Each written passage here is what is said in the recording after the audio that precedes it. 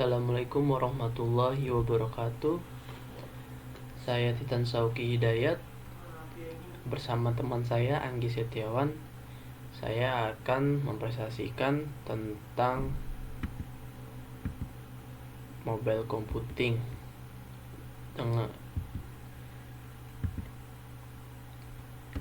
Komputer yang menjadi tren di kalangan masyarakat, baik mahasiswa maupun organisasi dalam perusahaan, menjadikan kebutuhan utama yang tidak bisa lepas dalam kehidupan sehari-hari.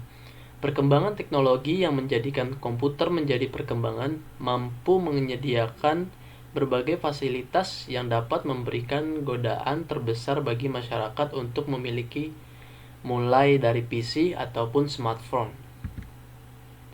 Pendahuluan.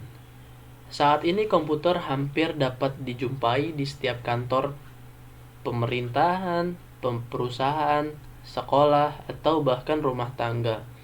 Perkembangan teknologi komputer yang pesat, khususnya di bidang perangkat lunak, membuat komputer menjadi semakin user-friendly dan telah menjadikannya suatu kebutuhan bagi kalangan tertentu. Misalnya, di kalangan bisnis, dalam melakukan pekerjaan mereka sangat tergantung pada komputer. Komputer tidak lagi hanya digunakan sebagai pengganti mesin tik ataupun alat hitung.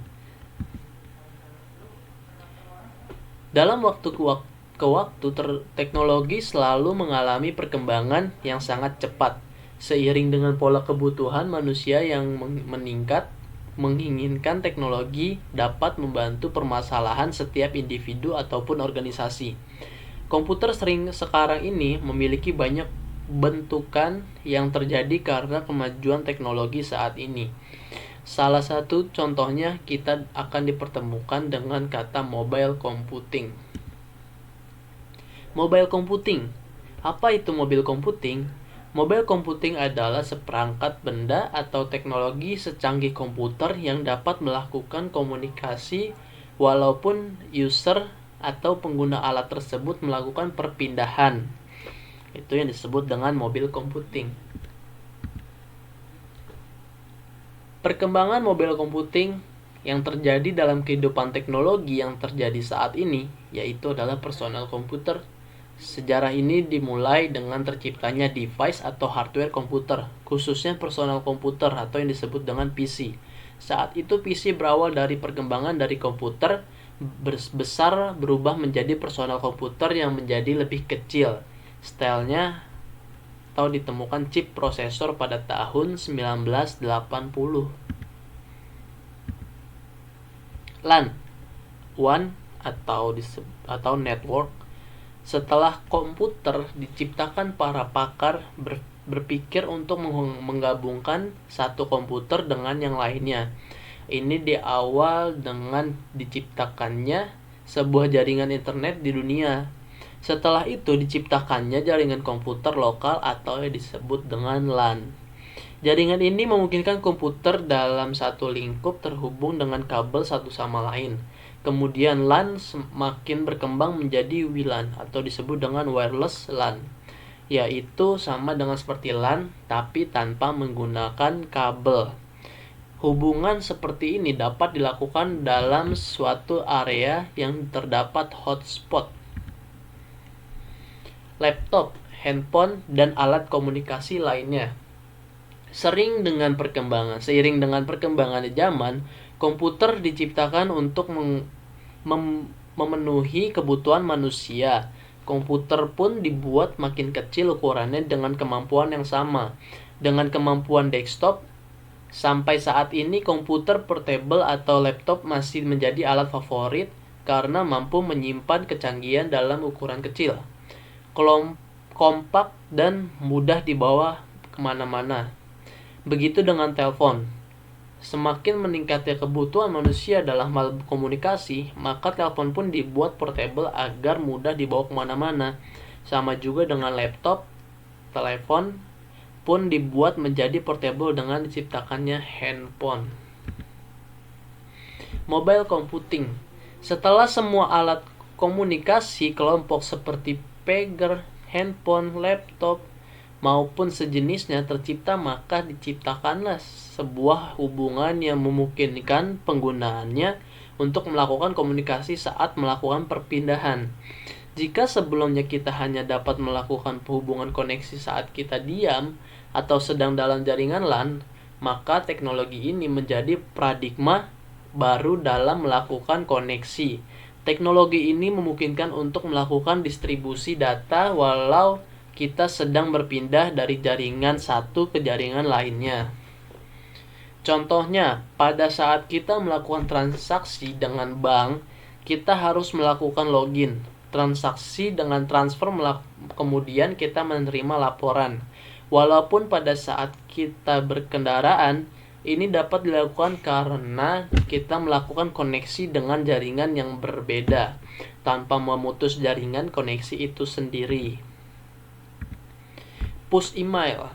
Sebuah sistem email yang memiliki kemampuan always atau menyala terus, di mana setiap email yang masuk dalam email server akan langsung diteruskan push kepada email silent, yaitu ini aplikasi pendukung mobile computing.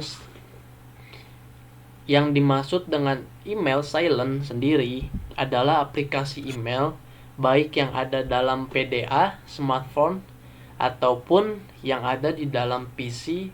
Push email ini sebenarnya sudah ada sejak dulu. Untuk koneksi wired, menggunakan koneksi internet berbasis kabel yang memang juga sudah ada sejak dulu, di mana koneksi ini biasanya digunakan untuk PC dan laptop. Masih dengan push email, dan mungkin saja Anda sedang menggunakan saat ini. Sedangkan untuk push email berbasis wireless memang kali pertama dikenalkan dan digunakan oleh device dari BlackBerry, di mana produk ini memadukan antara portable device dan wireless, sehingga terciptalah ungkapan always on.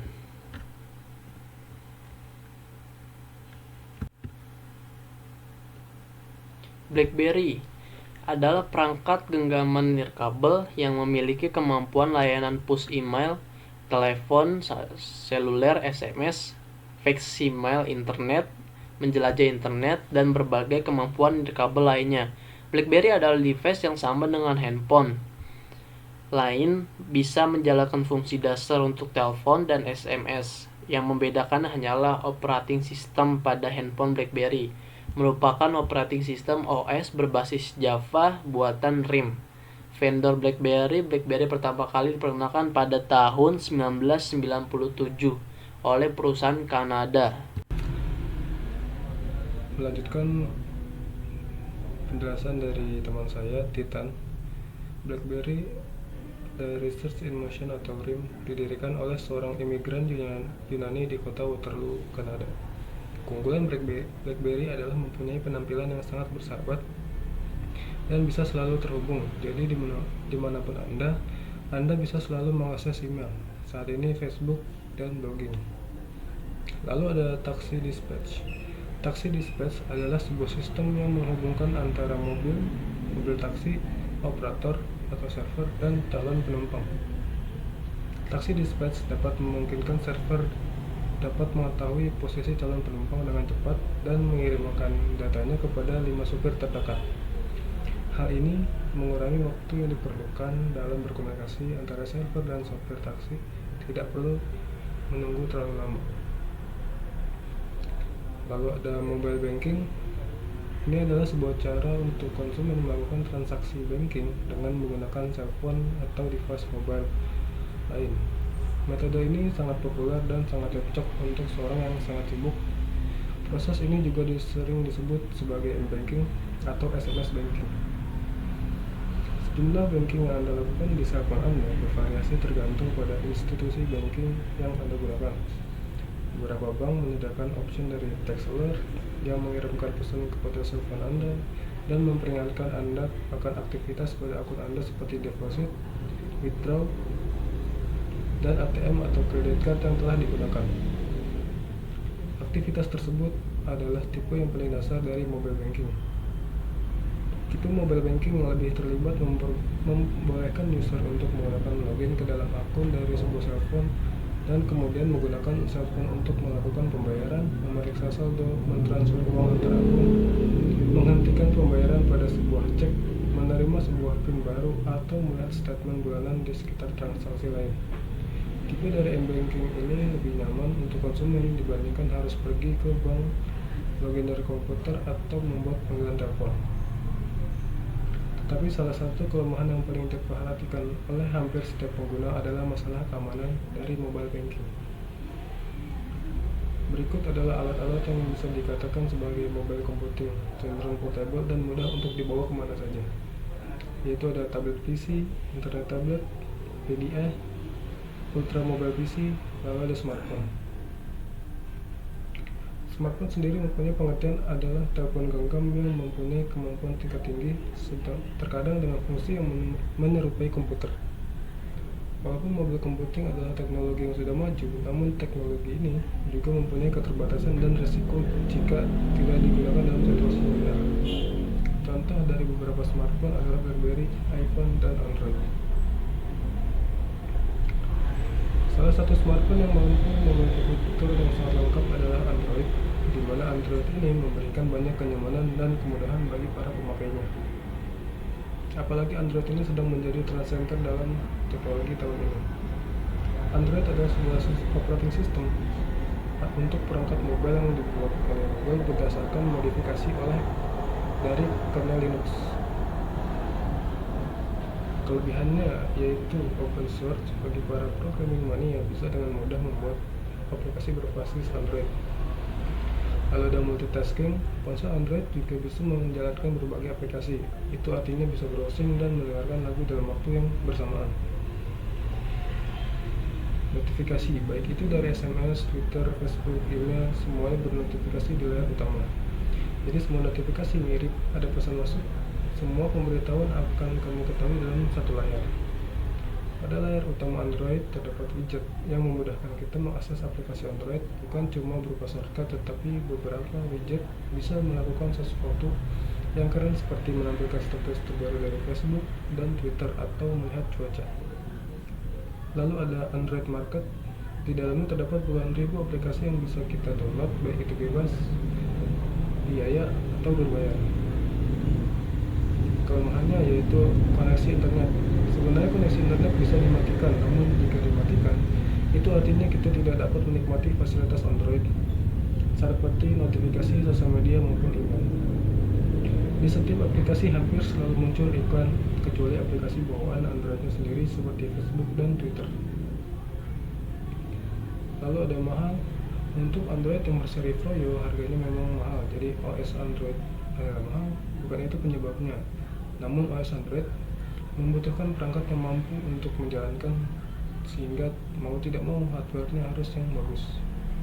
Kesimpulan dan implikasi dari presentasi kami adalah berdasarkan hasil pengamatan kami bahwa Android mampu memberikan banyak fasilitas yang membuat masyarakat pada saat ini sehingga berlomba-lomba untuk memiliki smartphone yang berbasiskan Android, yang menjadikan Android sebagai salah satu operating system yang menjadi trend center di teknologi komputer, khususnya mobile computing. Terima kasih.